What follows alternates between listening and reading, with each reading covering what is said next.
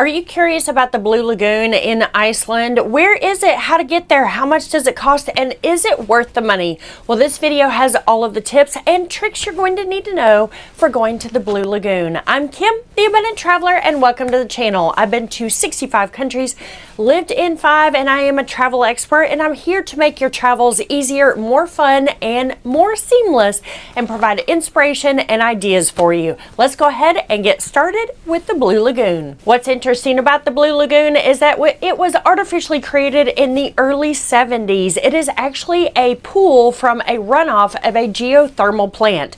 Today, the water is replenished every 48 hours and it comes up from 2,000 meters below. It's full of minerals, algae, and silica, which gives it that beautiful blue hue. So how do you get to the Blue Lagoon? Well, if you're coming from Reykjavik, it's about $80 US to get there with a taxi, and it's about $35 if you're going by bus. Best thing to do, in my opinion, and it's what we did, we actually landed at the international airport, and it's about a 25-minute drive. We rented a car, so it was very easy to get off the plane, get our luggage, get our rental car, and head to the Blue Lagoon. Actually, there is a tip out there that says it will help you get over jet lag if you sit in warm water right after you've gotten off an international flight. So we took about 2 hours inside the Blue Lagoon right after we got off the plane. Now, how much does a Blue Lagoon cost? Well, you can spend about $95 for the basic package, and this is one face mask, which was a lot of fun, and one drink. You also get a towel. If you upgrade, which is about a $25 upgrade, then you can get 2 masks. So you get a wrinkle mask and a silica mask to make your skin feel very smooth. You also get 2 drinks in the bar instead of just one, and some of the drinks that they have, they've got beer and wine and cider. They also have some a green juice and a carrot juice.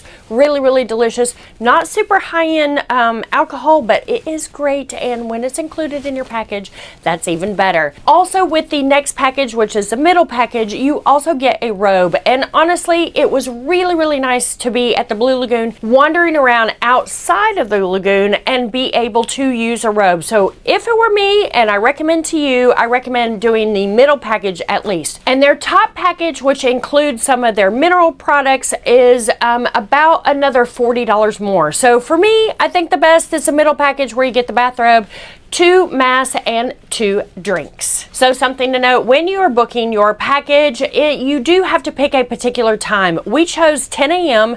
for a 6 a.m. arrival into Iceland at the international airport, and we were actually about 30 minutes early. So we arrived at 9:30 instead of our 10 o'clock, and they went ahead and let us in. So when you check in, they give you a wristband, and the color of the wristband depends on which package you bought. And as you're going, you're getting your face mask or you're getting your drinks, they will actually scan your band. They will also check your band to let you know whether you can get a bathrobe or just a towel. What's so crazy is when we were checking in, the lady said, if you hear any alarms go off, what you need to do is get out of the pool, grab your clothes, and we're all evacuating because there's been so much volcanic activity in the area. So despite the warning, nothing happened, and we had a wonderful time at the Blue Lagoon. You know, if you're interested in going to Iceland and looking for the perfect packing guide, then make sure to go to the description below and download my free guide. It is free, and I promise you there are going to be a couple of things you're not thinking about when you're packing for your trip to Iceland. So download the free guide here. So after you check in, you're given all of your goodies, and you go in and you are required to take a shower. They really want you to take it without your bathing suit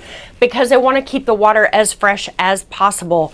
Additionally, they do recommend that you keep the conditioner in your hair because the water is very harsh on your hair, full of silica and algae. So they want you to keep all of the conditioner in your hair as well to keep your hair soft and delicious. Then after you've had a shower, you go into the Blue Lagoon, and then you start to relax. The Blue Lagoon is so popular. It's one of the biggest tourist attractions here in Iceland, and there were so many people. When we got there at 9:30, the Blue Lagoon, it was open. There weren't many people, but by 10:30, 10:45, there was a line like 20 people deep for a single drink and another line about 20 people deep just to get your silica mask. So I would recommend going to the Blue Lagoon as early as you can, or going really late in the evening. That's one of the perks of going in the summer to Iceland. It's like 20 hours of sunlight, so you can go super early and do things and super late. Despite so many people at the Blue Lagoon, there are so many little nooks and private spaces. There's bridges that you can go under. There's a private area where no phones, no music, no nothing is allowed over there.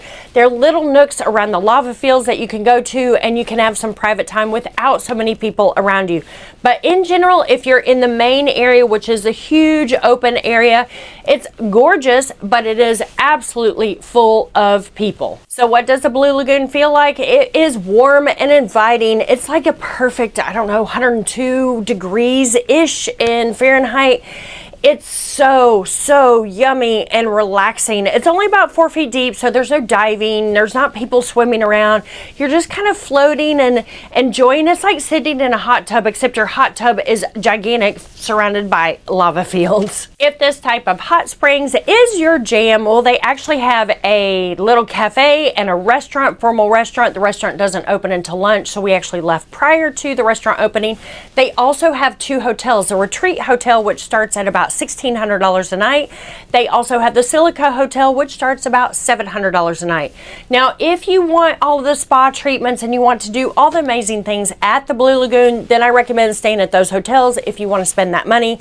But there is absolutely nothing around the Blue Lagoon. So it's going to be 25 minutes back to the airport or an hour back to Reykjavik if you are going to be staying at those 2 hotels. So I'd suggest if you really want to spend time at the Blue Lagoon, then stay at the hotels. If not, come and go, do your thing, and go ahead and leave and stay at your hotel either at the airport or in Reykjavik. So despite all the hype and all the tourists, is the Blue Lagoon worth it? Well, for me, it absolutely was. It was a great way to kick the jet lag from my overseas flight. It was great because it's right outside of the international airport. It was fantastic because it was very relaxing and soothing, and supposedly I've done one of the best things you can do in the entire world. Yes, it's worth $115. Yes, it's absolutely worth it. You want to go see the Blue Lagoon when you are in Iceland. Again, I'm Kim, the Abundant Traveler. Thanks so much for watching. Make sure to check out this video on Iceland as well, and I will see y'all on the next adventure.